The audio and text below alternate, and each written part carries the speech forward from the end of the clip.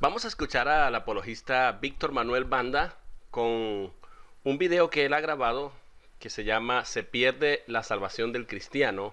Vamos a escuchar sus argumentos y vamos a refutar sus argumentos el día de hoy. Ok, vamos a escuchar primeramente lo que él dice. Y voy a ir progresivamente a medida que vaya hablando para destruir cada uno de los argumentos que dice. Existe una doctrina que se predica en las iglesias cristianas donde se enseña que la salvación que recibimos por fe, una vez recibida, no se puede perder. ¿Pero en qué se basan para hacer tal afirmación?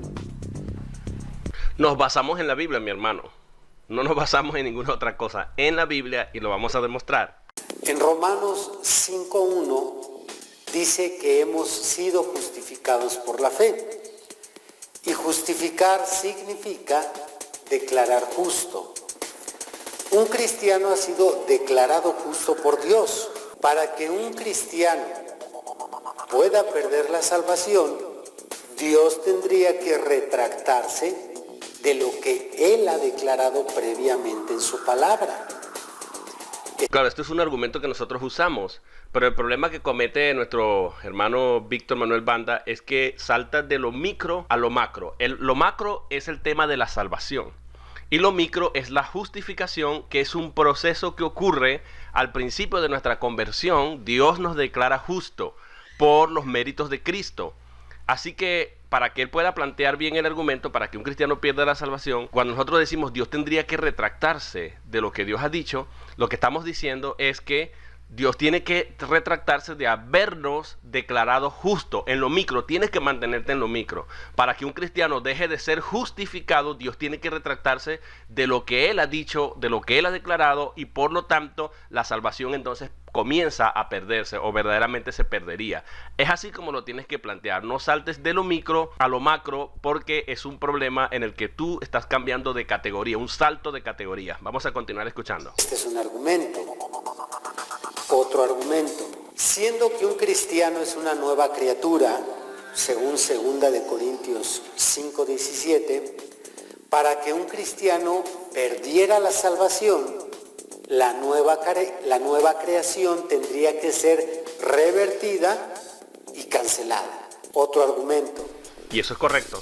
Cuando leemos escrituras que describen que Él nos redimió, como Gálatas 3, la palabra redimido se refiere a una compra que ha sido hecha. Es un precio que ha sido pagado. Para que un cristiano pierda su salvación, Dios tendría que revocar su compra por la que pagó con su sangre, o por la que pagó con la sangre de Cristo. Y hay más argumentos, pero la mayoría son de este tipo. Y en verdad hay como 25 argumentos al respecto. La mayoría tienen la misma lógica, pero es desde el punto de vista de lo micro, que es lo que sostiene lo macro, la doctrina de la salvación. Y ese es el punto que tú no has querido entender. Vamos a seguir escuchándote. Todo esto, a flor de tierra, se oye muy cierto y muy sensato. Pero la realidad es que estos argumentos, aunque están apuntalados con versos bíblicos, tienen una notable incoherencia en su contenido. Vamos a analizar lo que va a decir de ahora en adelante para ver cuáles argumentos son los que verdaderamente son insensatos y cuáles son los que verdaderamente son incoherentes en su contenido. Ya vamos a ver. Relación con Dios. Porque el defecto de cada uno de estos argumentos es que desconectan al hombre como responsable de la pérdida de la salvación y solo dejan a Dios como responsable de la pérdida de la salvación. Ok, aquí él está diciendo que nosotros desconectamos al hombre como el responsable de la salvación y que solamente apuntalamos o dejamos a Dios como el responsable de la salvación. Aquí te voy a hacer una pregunta. ¿Quién da la salvación? Dios. ¿Quién es responsable por mantener la salvación?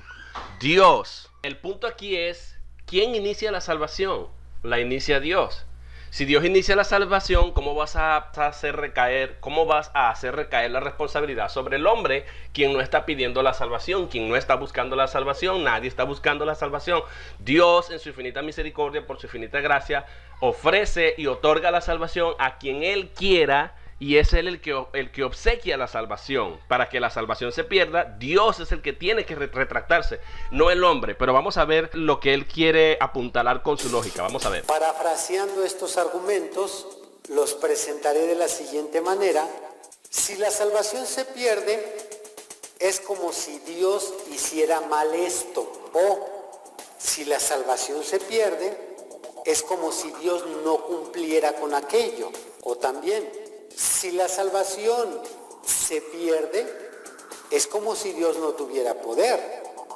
Y tú has dado en el blanco. Exactamente lo que tú estás planteando es lo que ocurriría si verdaderamente la salvación se pierde. Dios no es omnisciente, por un lado, porque Él está entregando la salvación a alguien que en la línea del tiempo Dios ha viajado y sabe que va a fallarle, va a meter la pata hasta el fondo, va a volver a pecar. ¿Y para qué entonces Dios le va a dar la salvación a alguien desde su omnisciencia si sabe que éste va a meter la pata en el futuro?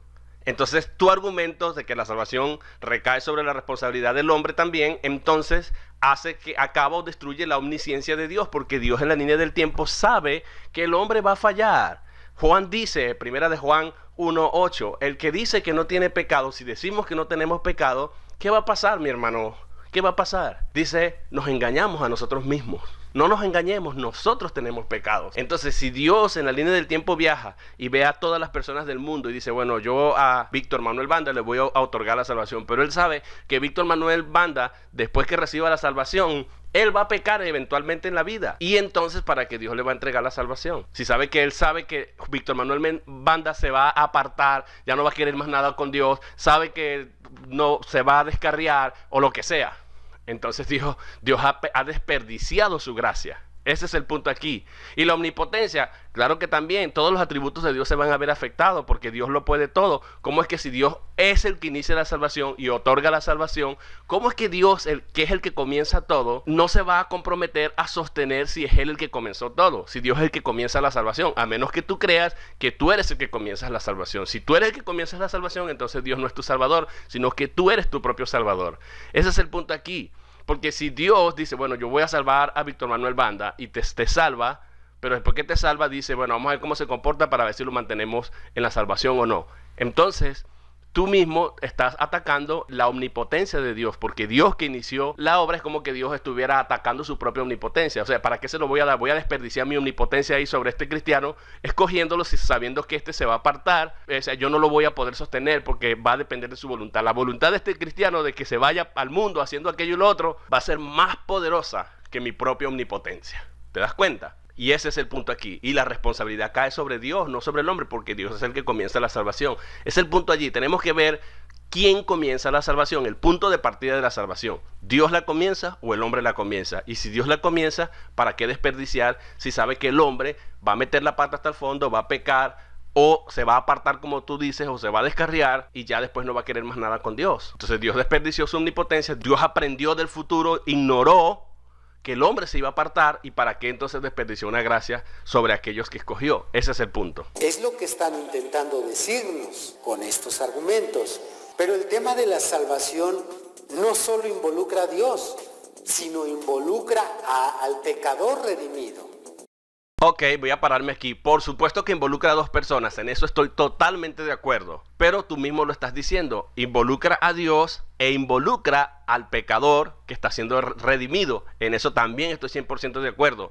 La diferencia entre tu argumentación y la argumentación que nosotros tenemos los que aseguramos la salvación en este punto es que el que inicia la salvación tiene una responsabilidad o una participación activa en el acto de la salvación, mientras que el que recibe la salvación tiene una participación pasiva, es decir, que él no hace nada para recibir la salvación, sino que Dios se la da, Dios se la entrega a él. Él está en la posición, como tú lo has dicho, de pecador, de redimido, de comprado. Dios es el que está dando algo y uno lo está recibiendo. El que tiene la acción activa, el que tiene la participación activa, no es el hombre, es Dios precisamente, el iniciador de la salvación. Y el hombre está teniendo un comportamiento pasivo en el acto de la salvación.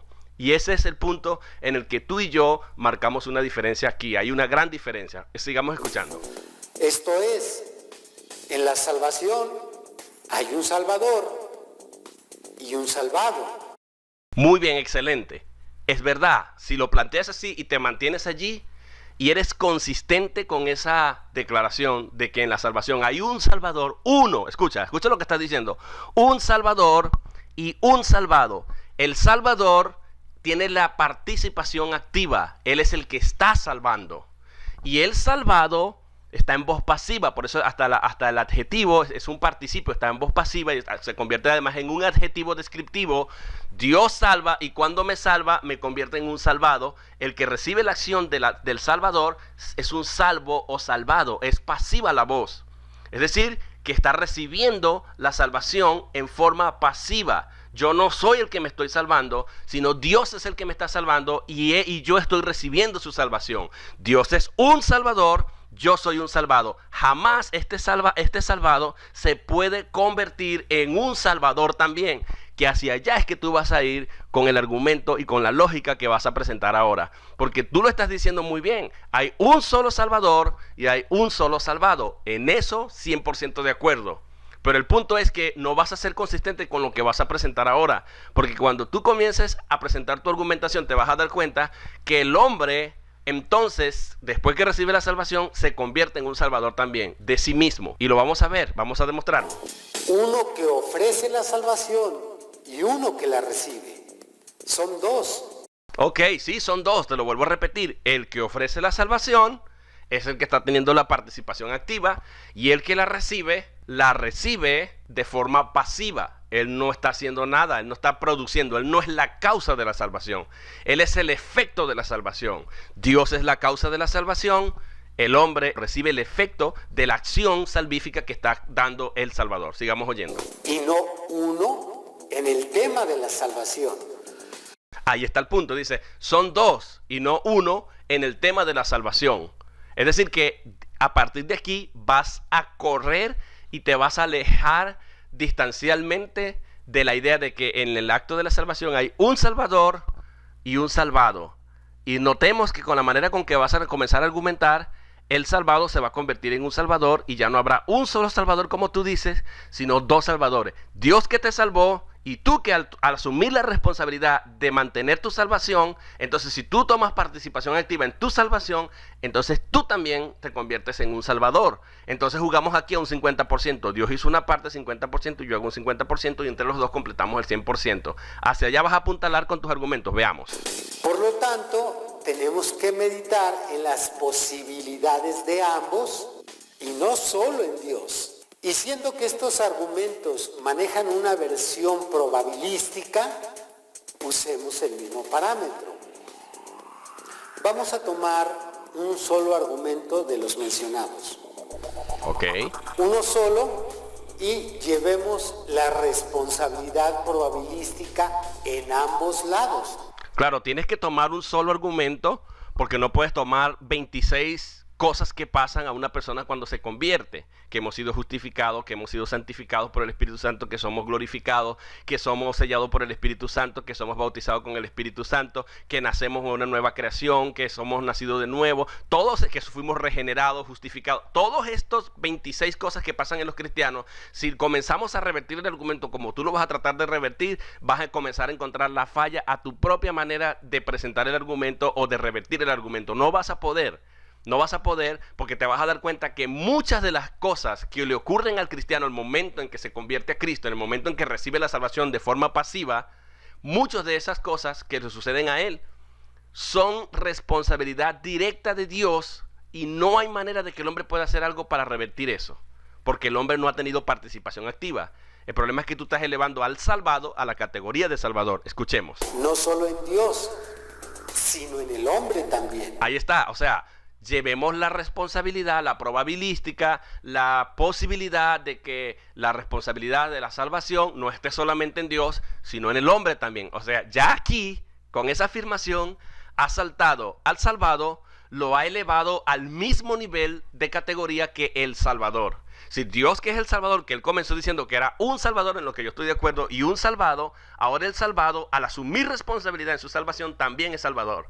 Ya los has convertido a los dos en salvadores. Tenemos dos salvadores, Dios, que ya no es uno, y yo que pasé de salvado a salvador también, porque tengo responsabilidad, si asumo responsabilidad en la salvación como tú dices. Veamos. El argumento de ellos dice, Un cristiano ha sido declarado justo por Dios. Ok, escucha muy bien. Un cristiano ha sido declarado justo. Cuando la Biblia dice que un cristiano es justificado, ese es un acto legal, jurídico, judicial. Es como que Dios me juzgó al cristiano, puso el juicio que cayó sobre Cristo sobre mí como cristiano. Y fui declarado justo. Señor pecador, convicto y confeso, usted ha sido declarado justo, no por sus méritos, no porque había nada bueno en usted, sino por los méritos de Cristo y por mi sola gracia. Eso es la declaración, es una declaración judicial. Dios juega el papel de juez y me declara justo basado en la justicia de Cristo. Yo creo que eso tú tienes que estar de acuerdo. Es algo judicial.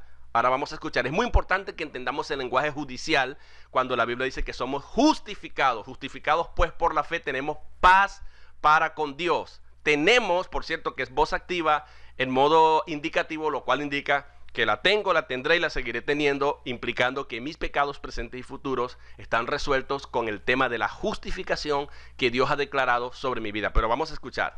Para que un cristiano perdiera la salvación, Dios tendría que retractarse de lo que él declaró previamente en su palabra.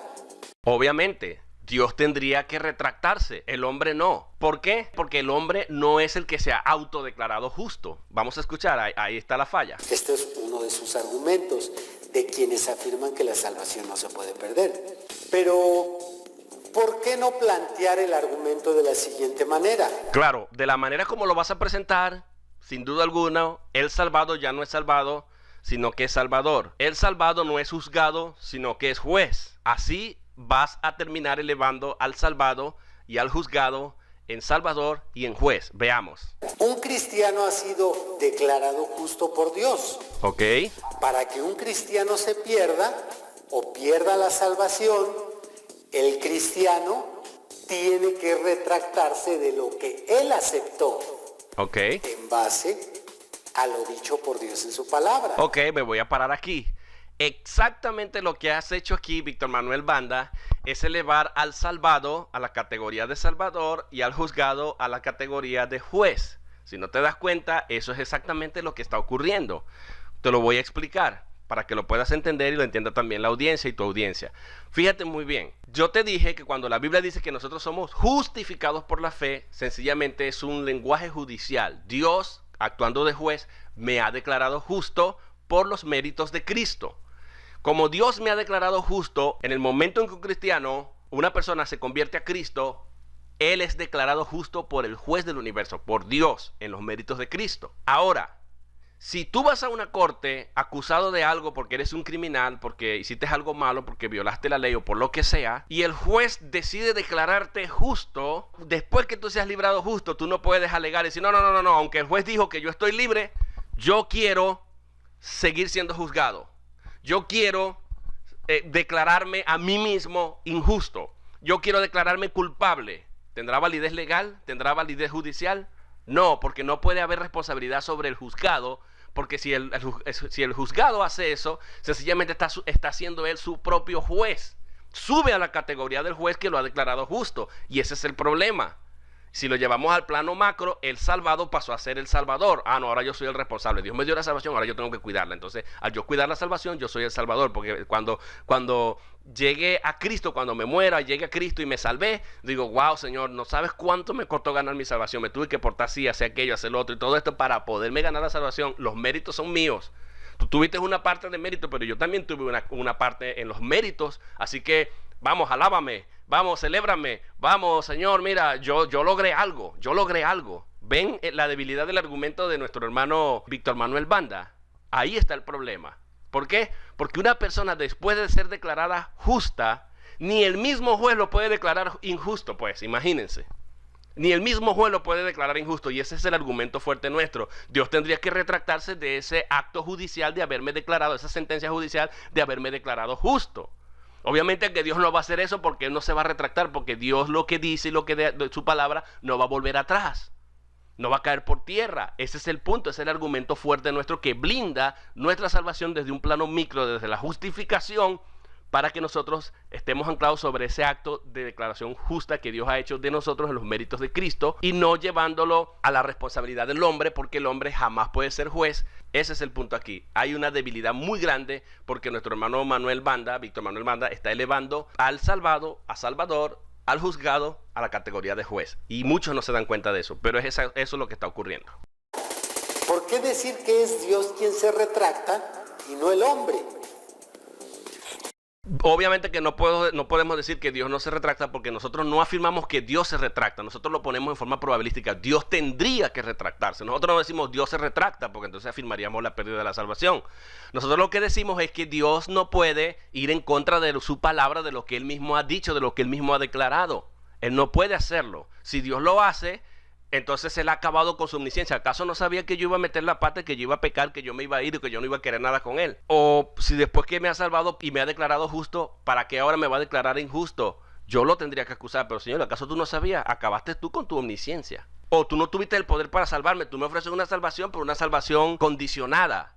Entonces, como es condicionada, entonces es bastante difícil porque tú eres Salvador y yo soy Salvador. Tú eres más poderoso que yo, me pones en desventaja. Tú me puedes cuidar mi salvación, pero yo no, porque yo soy débil, yo soy frágil, yo estoy expuesto al pecado, yo puedo fallar. Entonces, ¿para qué me das una salvación sabiendo que yo soy débil si no me vas a ayudar, si no vas a hacer que esa salvación, no me vas a ayudar en que yo sostenga esa salvación hasta el final? ¿Ven? Entonces se acaba con la omnipotencia de Dios. Esa es la debilidad. En cada uno de los argumentos presentados a favor de que la salvación no se pierde, solo incluya en ese argumento al hombre en las probabilidades de que algo pase. Ok, vamos a ver si es verdad. Ok, para que un cristiano pierda la salvación, el hombre tendría que retractarse. Voy a llevarlo a la probabilidad del hombre como tú sugieres. El cristiano que ha recibido la salvación, que ha nacido de nuevo, tendría que retractarse de su nuevo nacimiento. Nació y dijo, no, yo no quiero nacer, quiero volver a mi antigua naturaleza. No quiero volver a nacer. ¿Cómo puede ser eso lógico? Eso es absurdo. Eso es absurdo. Imagínate que mi hijo que nació diga, no, yo no quiero nacer, me quiero volver a meter en el vientre de mi madre. Eso es absurdo, eso no tiene sentido. Es ir en contra del tiempo, porque no es solamente revertir el nuevo nacimiento, sino que devolverme en el tiempo para revertirlo en el momento en que ocurrió ese nuevo nacimiento, para que no ocurra. Eso no tiene sentido. Ok, para que un cristiano pierda la salvación, llevando las probabilidades a este hombre, entonces el sello del Espíritu de Dios que Dios hizo en forma activa en mí, yo lo recibí en forma pasiva. Yo digo, no, yo me voy a arrancar este sello del Espíritu Santo. No, yo soy más poderoso que el Espíritu Santo para arrancarme el sello del Espíritu Santo. Me retracto, no quiero el sello, ahora lo arranco y me lo quito y me voy a hacer lo que me dé la gana. O sea, yo soy más poderoso que el Espíritu Santo, voy a competir yo con Dios, voy a altercar con Dios, que es el creador del universo. No tiene sentido, eso no tiene sentido. Y así, si yo puedo pasar por todas las 26 cosas que le ocurren a un cristiano al momento de su conversión, el bautismo del Espíritu de Dios, la unción del Espíritu Santo y todo esto, significaría competir y ponerme a pelear con Dios. Y si yo gano, perdiendo mi salvación, desligándome de Dios, entonces Dios no es tan poderoso como dice, y el Espíritu de Dios es frágil, yo soy más poderoso, mi voluntad y mi fuerza es más fuerte que Dios. Y ahí está el problema de tu argumento. Y no solo a Dios. Y se dará cuenta que tiene más lógica entender por qué la salvación se puede perder. Claro, ahí está el problema. Hasta aquí lo que hemos visto simplemente es filosofía, silogismos, sofismas de parte de Víctor Manuel Banda, pero no ha agarrado la escritura para defender los argumentos que son bastante fuertes de las 26 cosas que le ocurren a un cristiano al momento de su conversión. Lo único que ha hecho nuestro hermano Víctor Manuel Banda es hacer que el salvado suba a la categoría de salvador, asumiendo la responsabilidad de su salvación una vez que la recibe. Ok, Señor, si el hombre puede asumir la responsabilidad sobre su salvación después que se la ha recibido, él entonces comienza a jugar un papel de pasivo a activo. Tiene una participación ahora activa en la salvación, una responsabilidad, como tú dices, que recae ahora la salvación en el hombre, en ambas partes. Ya Dios hizo una parte, ahora me toca a mí hacer mi parte.